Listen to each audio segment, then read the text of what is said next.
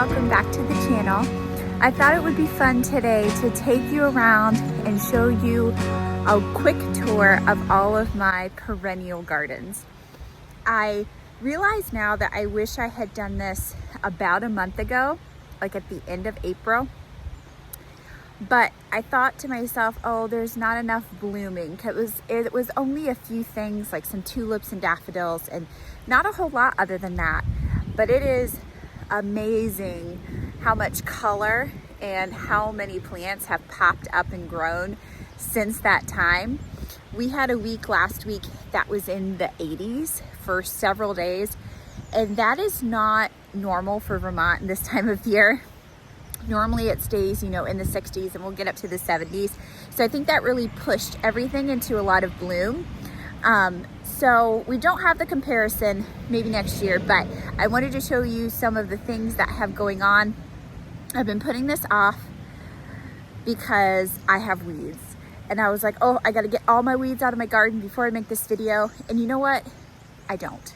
You have weeds, I have weeds. It's not a secret, it's not a sin. It just is what it is. And so ignore the weeds, or we'll pull the weeds as we go, and let me show you all around the garden. We're gonna start right here. These are the stairs you would go up to get into the back of the house, into the kitchen. So this area is new. It's just been kind of junky back there, and I've wanted to put something here for a while.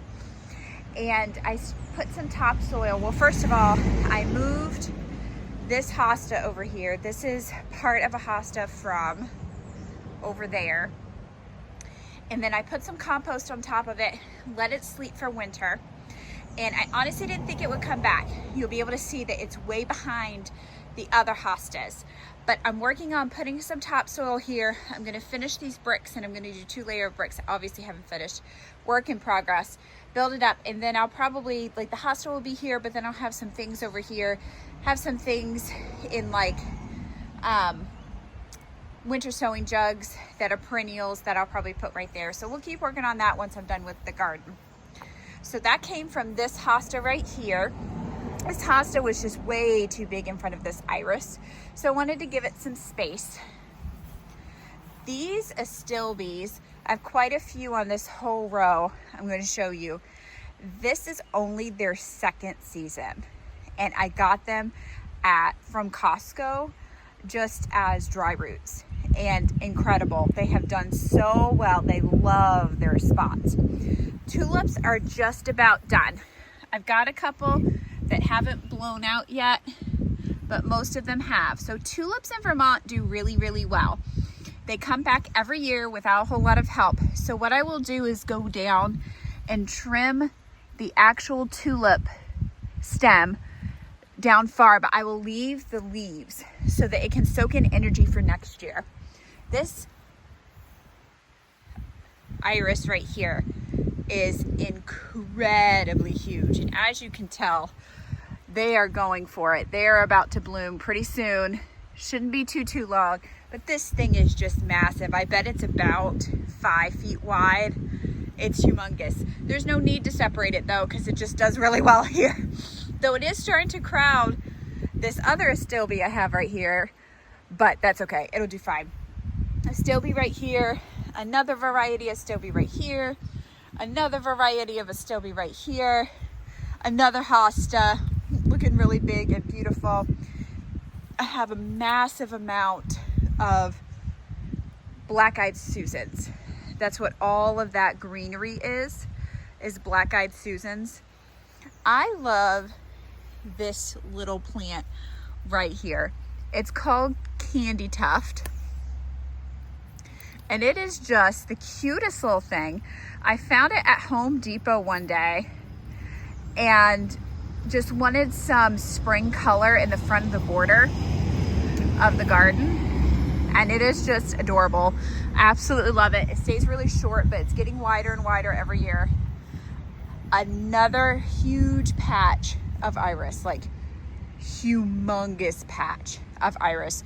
These are the biggest I've seen them, and obviously they grow big every year, bigger every year, but there's something about the season this year that they've really loved. And they've kind of gotten into the black-eyed Susans, unfortunately, too. So some of those black-eyed Susans I'm just gonna pull. There's too many black-eyed Susans. I don't like it, it's too much. So I pull some, every year, I pull black-eyed Susans out. Every year, because it just gets to be too much. Now these are the Hawaiian Punch hydrangeas, and they are going to be my first hydrangea that's going to bloom. They'll probably bloom late July, early August, but they are really putting off some beautiful growth. I can tell they're going to do a really good job this year. Here's some creeping phlox. I like creeping phlox because eventually I want it to kind of come this way and cover a little bit. And it has started to do that. It's about twice the size it was that I bought it last year. These pots won't stay here. I'll put them up on the porch when I plant my pots up. But I need to find something to put on either side of these stairs. I tried to have a little round greenery, and it didn't do really well right there. I need something, I would like it to kind of be as tall as the porch. So if you have some ideas on that, you can let me know. I would really like an evergreen type situation so that it's just around all year round.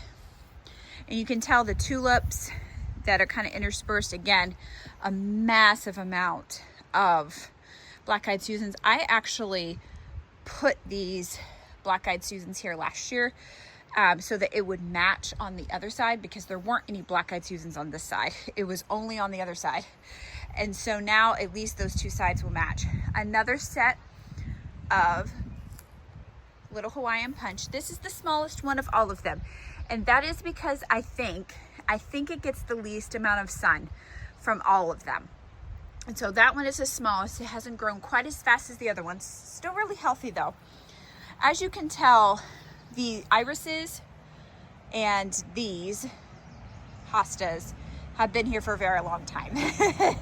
And they're very happy with where they are. So another set of iris, very humongous, very, very big. There's some lilies in the background that I don't like. I would like to replace that, and I'd like to actually put some something that is a spring kind of situation back here.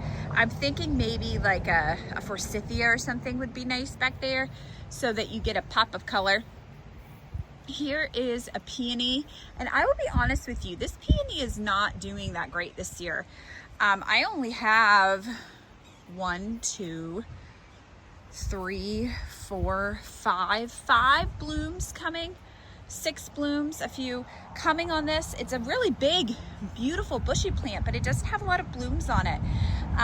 There's still maybe yet some to come, but I'm a little disappointed in it not doing so well. Those are not trees, those are all weeds, all right? But I also have, well, I should say I had alliums back here, but don't think they're gonna do too good because the chickens have come and scraped up a lot of them. So I will probably redig those and just try something different there. I wanted something kind of just in that corner behind there. I feel like back there is kind of empty. So I want to just put some things there. I'll think through it. Humongous hostas, right? Aren't they crazy? They're nuts. And I actually, believe it or not, I actually don't know where this one came from. Because that is not normally there. So that's crazy. I have some lilies, you can tell. Oh, there's Chester. This is our cat, Chester. We got him from the Humane Society quite a while ago. And we are pretty sure that at some point in his life, Chester was a barn cat. He does not have very good manners inside. If you are a cat person, you know what I mean by that. And so we have kind of just let him live outside and said, you know, go find yourself a little den and enjoy the outdoors. And you know what? He's loved it. He eats more, he's happier, he's frolicking, and he was never like that inside. So I think he actually feels a lot more at peace and comfort outside, because I think we have a feeling that's probably how he grew up. Anyways, so the weeds back here are just massive. Like, they're ridiculous. They're almost impossible to contain. But I do have some things back here. So interesting enough, I have a lily that I had dug up all the lilies. And now this one came back and that one came back. I put them in the front garden. I'll show you where those go. And so I will have to dig those up at some point, put them in the front garden with the rest. This right here, this spot right here, this is where I made, if you remember, when I started my zinnias, I made a whole 72 cell tray for my garden bed. This is where it's gonna go because this needs some help. There's nothing back here, it's all weeds.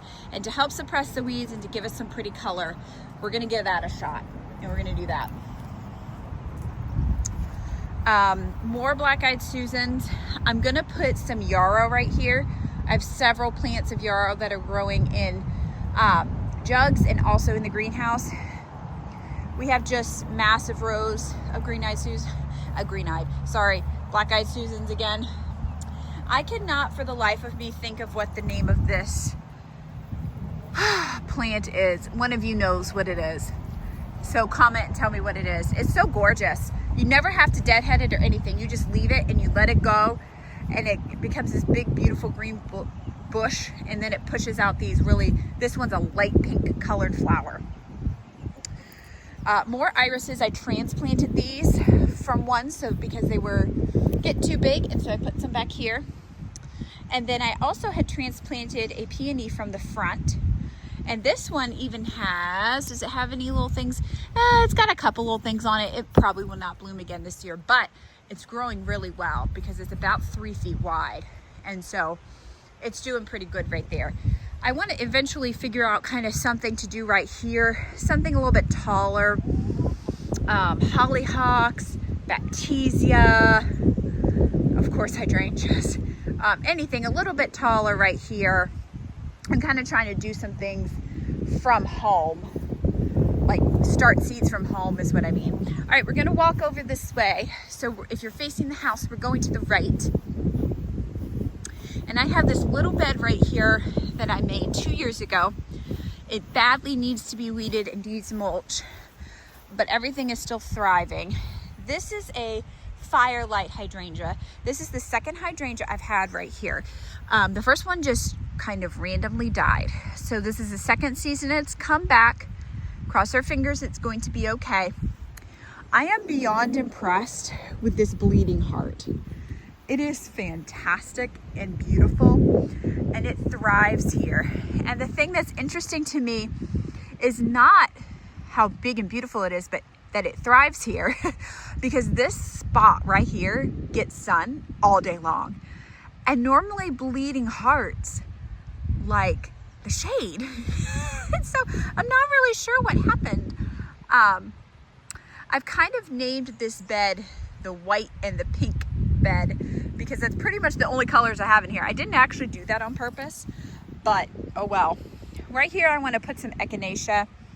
I would really like some yellow echinacea to kind of break up the color a little bit. So eventually put some echinacea right there. This is a peony root that I put in, this is its third season. So it was a very small root, or this is its third season. It was a very small root, but it does have some blooms. I may go ahead and cut those off so that it can work on getting its roots adjusted, and then next year it'll really look pretty, but it's going to be a white peony. This right here, again, just looking terrible with these weeds, but it's going to be okay. This is a Silas Marner David Austin rose, and you should not let a David Austin rose have this much weeds, but it is going to be okay. Like, look how much growth it has. It's gorgeous. Tulips are about gone, and here are some autumn blaze. Autumn blaze? Autumn joy. Autumn joy. Autumn joy sedum right here. We'll come back through and put some mulch on this and weed and all those types of things, but right now we're just letting it go and we're going to move on. All right, so now we are going to go. The cat's just following me everywhere. It's so cute. Told you, he just loves being outside now. I'm so happy for him. Come on, Jessie. You want to come? So we're gonna go across the road. I'm gonna show you 2 more beds. One is up front. We have 3 maple trees up front, and the bed is right behind the stand. And boy, did this look beautiful. There's a lot of cars. We're on a pretty busy road. I'm sorry. I'm sorry, it just is what it is. So I had a gorgeous show of dandelions. No, really. I mean, I do, but you couldn't even notice them with all the daffodils. Gorgeous show of yellow daffodils. And if you watch my reels, or I shouldn't say reels, sorry, shorts on YouTube, you saw a nice reel of those because they were just, wow, amazing. And then I had these tulips kind of making this arch right here, and they were all like pink and light purples. Oh, it was gorgeous. So we have some hostas coming up. 2, 3, 4. I thought I had 5, but maybe not. I see 4. So 4 is fine. Lilies, I have 1, 2, 3, 4. Again, kind of making like this arch situation. Here is some alliums that are looking really cute. I really did a bad job the first year I planted these because I didn't dig them deep enough in the ground and they all plopped over. So this year we've done a lot better. I went through and I dug them back even deeper. And so they look a lot better this year. This is where I put the lilies from the other garden I showed you that was popping up surprisingly. Here's the other group of lilies that I will add those surprise lilies to. I have a whole patch of astilbe right here. 1, 2, 3, 4. I think I have like 5 or 6 in here, kind of dispersed throughout. The one section I'm missing is really right here. I don't have anything right there. I thought about putting an oak leaf hydrangea right there. I think that would look really gorgeous, and really kind of offset the, it's not an awkward bed, but you know, it is a little bit of an awkward bed because it slopes up. And so it's kind of hard, you know, you can't really see the front because you know, you're coming down the road. And so I think I would like to put something that offsets it a little bit up there. I think that'd be really pretty. All right, now last section I want to show you. Let me show you.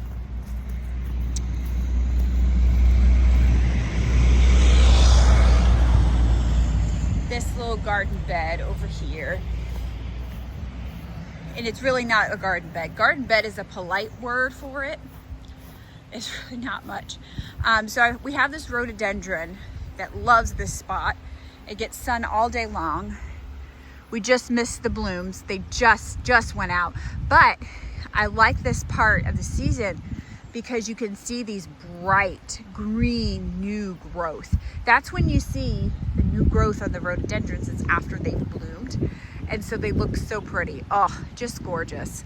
It's gonna get about 4 feet tall. So it's halfway there. So this is one of the little thingamabobs, potato something or other, that was in the front of the house. And the other one died.